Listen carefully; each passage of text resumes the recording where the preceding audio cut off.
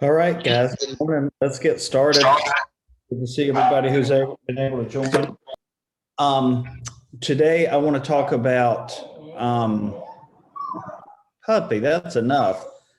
I want to talk about financing types and different kinds of loan options, just so you feel like you have more of a baseline um, approach to it. I don't know what I'm looking at. I don't know why it's not working. She got the same invite everybody else did. Um, we wanted to talk about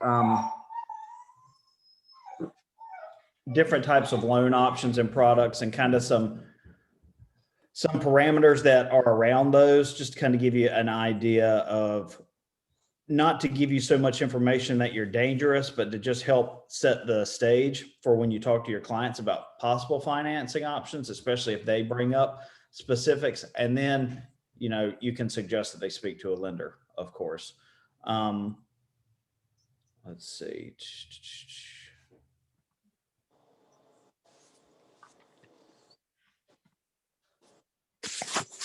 Can everybody see this? Yep. Okay. So this is kind of a work in progress. I'm still editing it after getting some feedback from some lenders. But just as an FYI, I'll send it back out after we kind of get it finalized. But I just wanted to kind of give us something to work from. So as we're going through this, if you have questions, please do stop, because I am not an expert on lending. But I'm trying to get this as, a supplemental piece to kind of help us make sure that we are able to talk enough about things. So, in general, loan purposes, what are they for? Primary residence, secondary residence, or an investment, or construction of perm, which some of you have had some experience with. What kind of properties? We're talking, single family townhomes, condos. Those are the most usual ones. There can be non-warrantable condos, which basically means some lenders can't do non-warrantable condos, and that's usually because either the HOA is in really bad shape, or because more than half of the complex is occupied by tenants and not by the owners. Duplexes, of course, multifamily, jumbo properties, meaning jumbo loans, manufactured homes, and then condo hotels, which there are some of those type properties down at the beach, not a whole lot of them. Loan terms can vary widely: 10, 15, 20, 25, 30-year fixed. Then you've got ARMs, 5-to-1 and 7-to-1. That's where the ARM means adjustable rate mortgage, which means it's not fixed like a 30 or all these other ones over a set time. Right now is really a bad time to do an ARM. I don't know why you'd want to do an ARM now, as low as rates are, but some people are. So just, kind of take that into consideration. There are interest only loans. Those can also be like HELOCs as well. Like if you pull equity out and you only pay interest on it for a certain amount of time, and then you pay it off as one lump sum, or you can pay it off like a regular loan, and then portfolio loans. So conventional loans. Sorry, can I ask a question real quick? Yeah. So when you say construction to permanent, does that mean like you're using a builder in like a neighborhood, or does that mean like somebody bought a plot of land and then did like a construction loan to build it? So it really depends on the builder. These big box builders, you don't need to do construction to perm. They're going to handle carrying the expenses up until closing. But if you work with maybe a smaller builder, more custom builder, you'll do typically the construction to perm, and then they'll make draws off the balance as they need money to buy materials and pay for labor and things of that nature. Okay, gotcha. That's a good question. Does that track with everybody? Brandon, am I right on that? Mm-hmm. Yeah. Okay. So conventional loans, first time home buyer, you can do in some cases as little as 3% down, and they can lower some of the mortgage insurance requirements with counseling. These are programs that are for first time home buyers to maybe get some assistance, things of that nature. And not have such of an impact with the mortgage insurance because they're not at the 20% level. By and large, any loan under 20% down is going to be, hold on a second. I'm just testing it out. Okay. By and large, any loan under 20% is going to carry mortgage insurance, less than a 20% down payment. There are also 5% down payments. Then you can do 80, 10, 10 combo loans. There's a ton of ways to do a conventional loan. Of course, the most standard one is, 20% down, no PMI. Any questions about conventional loans?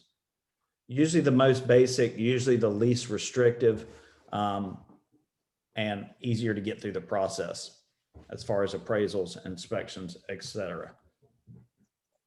Then you got a FHA loan. So of course with FHA VA, the addendum is required. There's a minimum 3.5% down payment.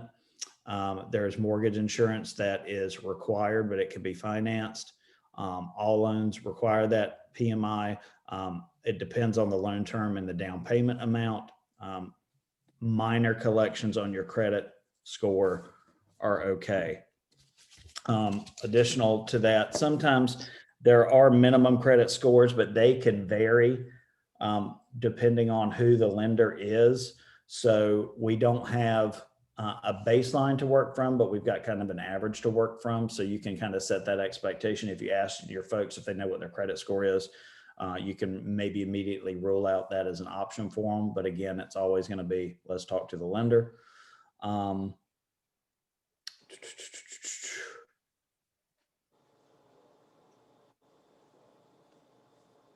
There are options for your debt to income ratio. You can go higher if you have some other assets, like up to 55% debt to income ratio, which is really high. Usually the limit is like 48, 49, but it can also go down to 43% in some cases. Let's see. For VA loans, typically, and again, this is, I think this can vary by lender, but sometimes there's a minimum of a 620 credit score. But clients that have compensating factors like low debt to income ratio, high asset reserves, and down payment. You can go to 55% debt to income ratio with compensating factors, meaning high credit, high asset reserves, and down payments. There's no down payment required. That's the beauty of the VA, of course. It's 100% financing. There's no monthly mortgage insurance with that, which is a huge benefit, right? Your funding fee can be financed or waived based on your certificate of eligibility. Remember, the WDIR is always paid for by the seller. The pest inspection is always paid for by the seller in this instance. Doug, I've got a question on that one. Oh, go ahead. I was just going to say that maybe my note on there, I actually came across it yesterday, is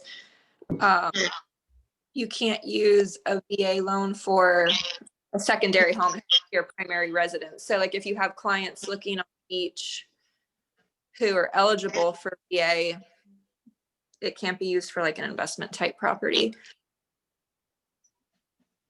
Correct. I actually just realized that this week as well. Thank you for pointing that out. Maybe Joanna, what were you saying? people can answer this question, but VA loans, is it you can only use it like once? No, you can use it Oh. multiple times. You just can't have more than one at a time because you can't have more than one primary residence. Gotcha. So just what Stephanie was saying. VA is that there's a cap to how much you spend, which used to be that way, but it's not anymore. Adam told me that he just had a client use VA for a $1.5 million house. Wow. Yeah, the limits have gone way up on those. There's no, oh, he was. Yeah. Okay. Any other questions about VA? All right. USDA loans.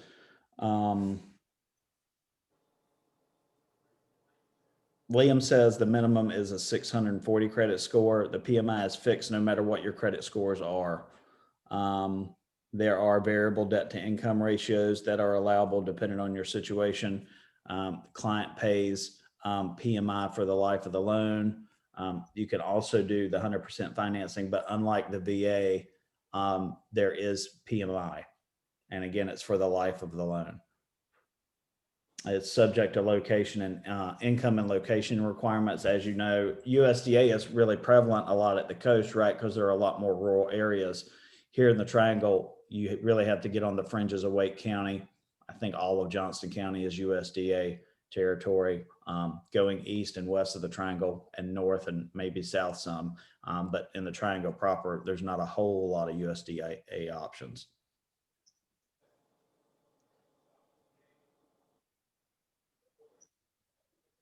Any questions about USDA?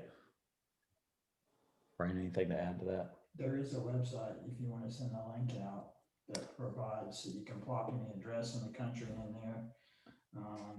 And you can check eligible. That should be, yeah, that's a good point, Brandon, make. There is a website where you can type in any address and see if the property is USDA eligible. So sometimes the financing options that are listed in the MLS aren't necessarily correct. So if you feel like it could be and you want to double check, you can go check out that website. I'm pretty confident that it is on the resources page. But I'll double check right now while we're on the call. And if it's not, I'll make sure it gets added. I'll put it in the group. I feel like I am well versed in USDA loans at this point. I think that you probably definitely are. And yes, that house closed yesterday and recorded. So yay. Congratulations.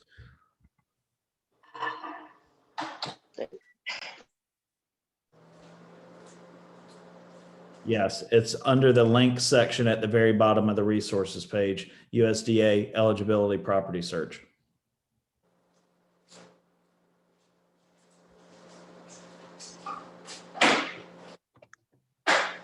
So back to this note. So other types of loans or other types of financing options. One is a 1031 tax exchange, which I have never done.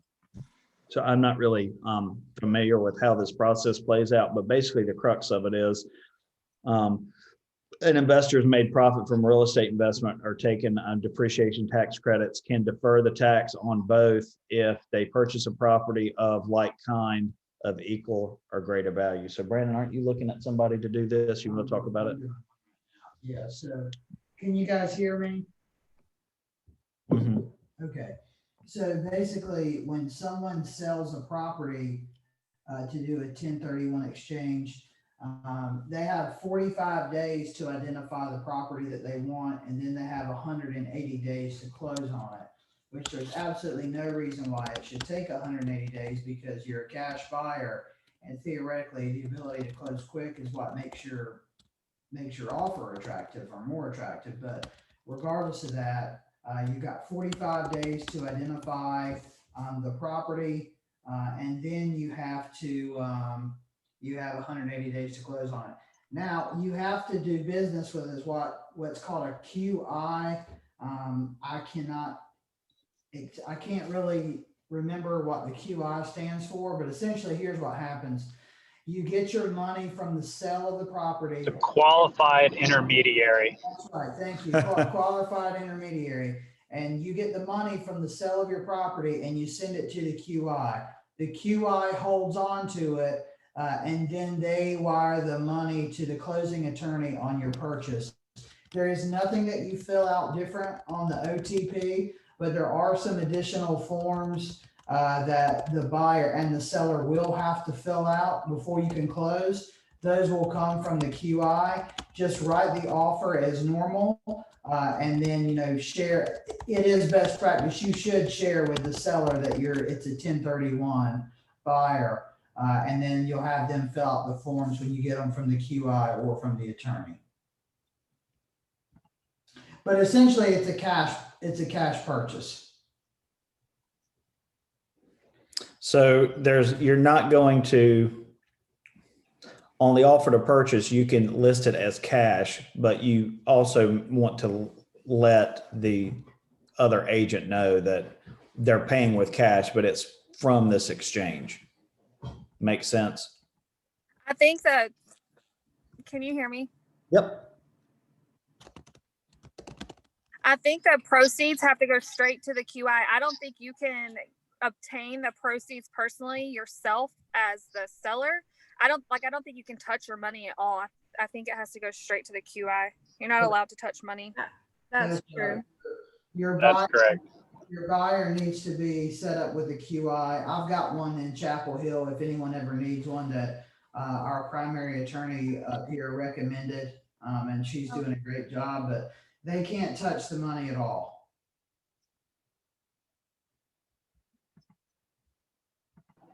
That would be good if we could add that person maybe to like our internal resource page, just so then if we ever have folks that are trying to do a 1031 exchange, we can go to them. Okay, I'll get that information to Doug. That's a great point. Thanks, Charles. Good idea. Any other questions about that piece? So my friend just did that, and I think that the property value has to be more than what you received in proceeds from the sale. And it has to be a like property. So if it was a single family residence, it has to be another. It has to be a like property, yeah, and the value has to be greater of the home that you sold. Yeah. If the value is not greater, you're exposed to capital gains based on the remaining amount that you have available. The other thing is you can buy multiple properties in that transaction. For example, let's say you sell one single family house and you want to then take the proceeds and buy 2 single family houses, you can do that. They just need to be considered like properties based on the other original property that was sold. That's good info. Lead that sold commercial land, and she got like $1.1 million, wanted to buy a house in Wrightsville Beach doing a 1031.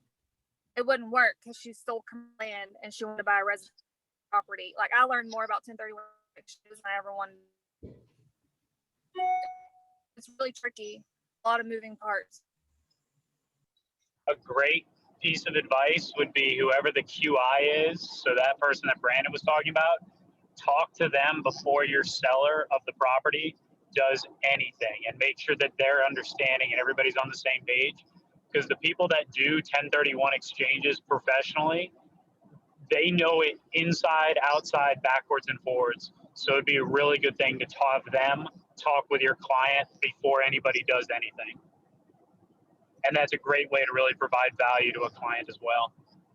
Yeah, so if you've got somebody who's interested in doing that, it brings that topic up, or you know that they're going to be selling a property and buying a property that costs more, it's similar to just introducing them to a lender, right? Make the connection with the QI so they can discuss what their options are, make sure that they're qualified to do this and understand what the process looks like, and then you can kind of go from there. I'll make sure to get that updated on the resources page and let everybody know when it is. Same thing for this document when I get it updated.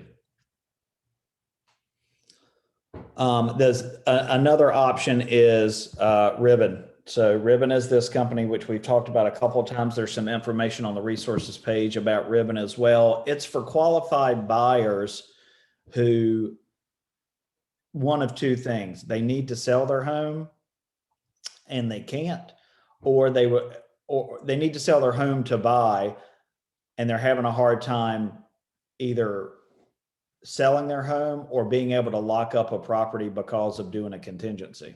All right. So what Ribbon will do is come in and buy the home you want cash. They'll close on it. They own the home. There's a fee for them doing that. You can go ahead and move in the home and you basically pay them rent until you're able to close on your other property. When you close on the other property, then you can close on a loan with the lender of your choice to buy the home from Ribbon. It's also a great option for folks who maybe are in a really competitive market and who don't have a very high budget, who want to be able to offer cash. You just have to take into consideration that there are other fees associated with doing this. That's going to cost them additional money as well. And Doug, doesn't Ribbon need to close within 6 months from the time that you purchase? You can only rent it for 6 months. Correct. Yeah, I think you have 6 months to close on the property that they buy on your behalf. So, all that needs to be taken into consideration. Now, they're not going to do anything for you if you don't already have an approval letter from another lender. You have to be approved with another lender to be eligible for their program. Any questions about that? Can that approval be contingent on the sale of that house? Yeah. Okay. And in most cases it is, and this is the stopgap to get you through that situation. Do they sell it back to the people that want to buy it for the price that they paid for it? Yeah, the contract price is the same. Okay. It's just there are some additional fees that are associated with the service they provide for Okay. them doing this. Kind of like closing costs. Who pays the earnest money and due diligence? You do. The client does. Yeah, pretty sure. Who did a ribbon loan? Stephanie, didn't you do one? Stephanie. Yeah, sorry, I was on mute. Give me a sec. Yes. We were already under contract with the builder, so we had already put $1,000 earnest money down, and then we had to switch to Ribbon because Andy was having trouble getting their loan to close and he needed more time. So Ribbon had charges a fee anyway just to do the deal for you, and we had to take that money. That money didn't get credited back to them like it typically would at closing. They had to end up paying that to Ribbon, and then they also lost all their closing costs because Ribbon doesn't let you give you any closing costs. So it is pricey, but if you're in an emergency, it works. Right. I mean, it's not a first option. It's a backup. There's no other way I can make this happen kind of option. And I will say the idea of thinking you're going to come in stronger might not be true, because the builder wanted to terminate on us at first because they thought it was sketchy. They're like, we've never heard of this. We don't know what we're getting into. They didn't want to do it. And we begged them. And then they said, well, we'll have our attorney, because Ribbon has their own contracts. And so they had all their attorneys look at everything and make sure it was legitimate before they would accept it. It was kind of a nightmare. Yeah, I mean, they're still becoming more known, but it is a relatively wide ranging option for folks. They're in a lot of places. Mm-hmm. Okay. Well, thanks for sharing that information. And then really the last option out of the major ones is going to be cash. So, just understanding that, they say cash is king, but it's not, because people still get cash when they get a loan, right? The benefits to paying cash are really you can close quicker. That's the biggest benefit. It's a good thing to set expectations with clients. And I know we've talked about this before, that, you can't lowball an offer just because you can pay cash, because they're still going to get cash from the lender when somebody else closes. You just might be able to close a little bit sooner. So, make sure you're doing that. Also make sure that, they have to be able to provide proof of funds for cash. And, what's a typical example of proof of funds for cash? Any bank statement or investment account that shows either individually or cumulatively, if you're using a couple of different sources, your client's name and a balance that exceeds the purchase price, or at a minimum meets the purchase price. So that's really it. Any Hey, questions about Doug, it? do you want to add home partners to this as well? I guess they're kind of similar to Ribbon, so I can just kind of put Ribbon home partners, right? The difference with home partners, though, is that they have so home partners is good for people who are coming to an area and maybe they don't know where they want to live exactly. So they can rent the house from home partners for up to 5 years. So it gives it a lot more flexibility. And their fees, like their upfront fees, aren't as high as what Ribbons are with the 3%. So yeah, it's another potential option to look at as well. And it's a good way, like if you're dealing, like I've got a prospective client who I'm going to meet with right now. If they're like, yeah, I just want to rent, and it's like, well, hey, you could still rent this house. You're just going to rent it from these guys, and then if you decide you want to live in it, you just buy it from them. So it could be a good way to potentially change a renter into a buyer. What's it called again? Home Path? Home Partners. Home Partners. Okay. It's Home Partners of America is like what their actual full name is.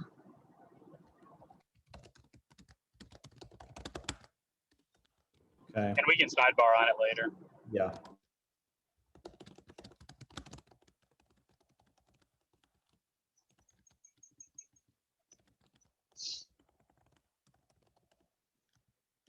Okay. Anybody have anything else to add?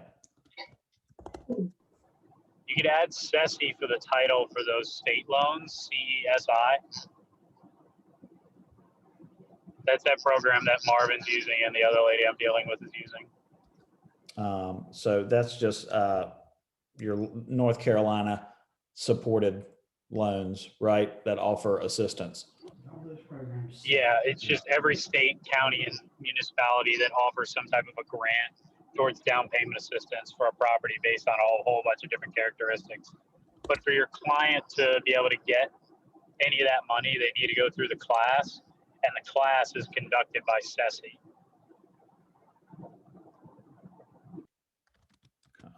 Okay.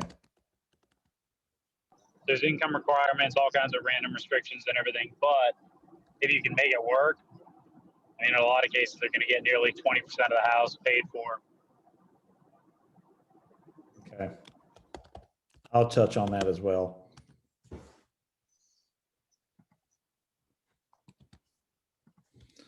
I'll just bullet point it one line.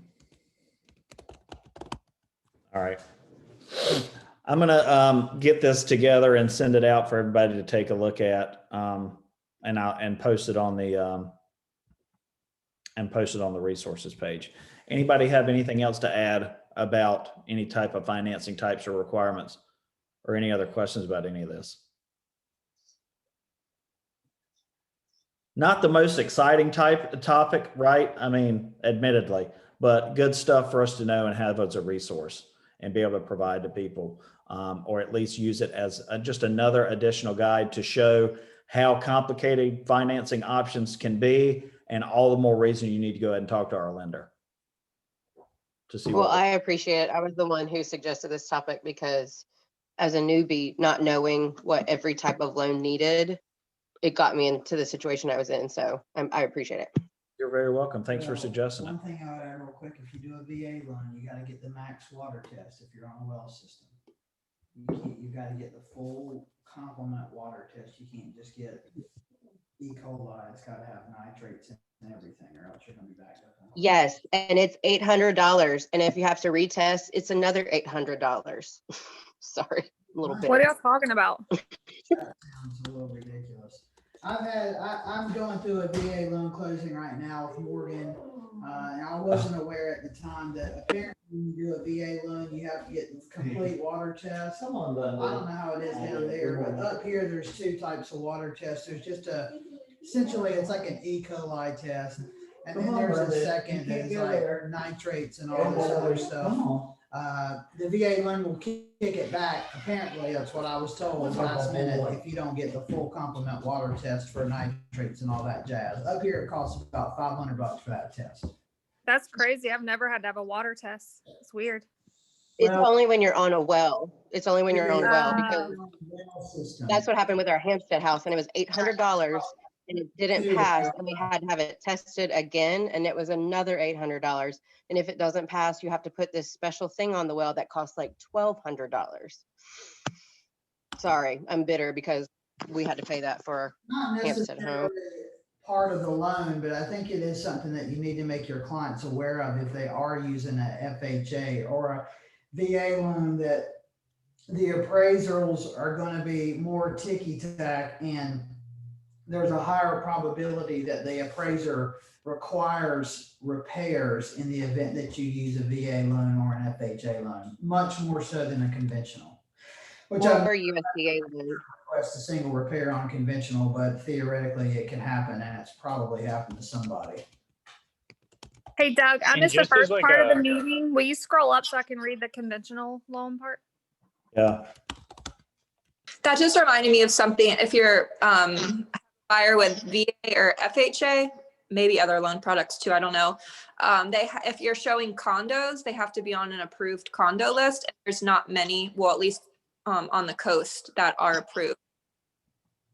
Yeah, that's kind of the non-warrantable condos thing. I can figure out a way to work that in there. Might be good for the newbies to know, because I made that mistake in the beginning. I was showing condos for a VA buyer and they weren't even approved, and then I felt stupid. Yeah, that is, if you're looking at condos, make sure you run the condo association or the name of the property by the lender before you even go see it, to make sure that they're eligible. Another thing you can do is go in and look at closed properties in the neighborhood and check out the financing type and see if it was conventional.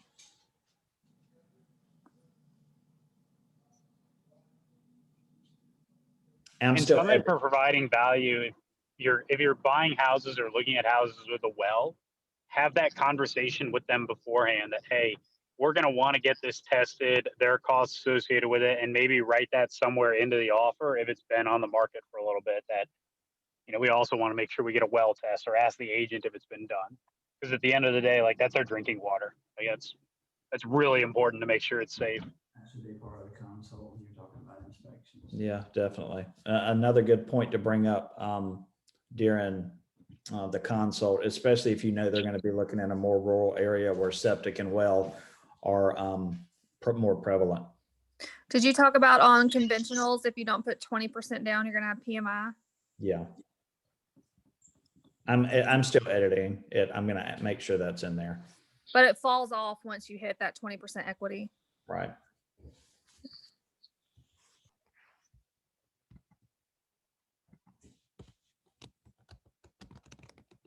I think that's about it.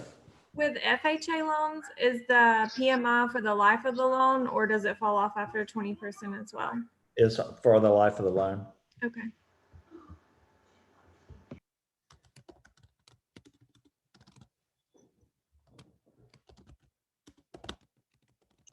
And PMI varies, right? It's not always a set price. Isn't it dependent on the loan amount? It I is. think- Yeah. And your credit score and stuff like that too, I think. That's correct. Yep. All right. Well, I will finish editing this morning and get it on the resources page, and then it'll be out there for you guys to refer to, share with clients as may be necessary. Just another arrow in your quiver, hopefully. So I hope this was helpful. Cool. Fantastic. All right. Well, you guys go have a great day, and it's hard to believe, but tomorrow's Friday. So the week just flew by. Hope everybody has a great day. I'll be talking to some of you soon, and I'm trying to catch up from earlier in this week with some of you as well. So I'll try to be in touch ASAP. If you need anything, holler at me. You guys have a great day. Thank you. Bye. Bye.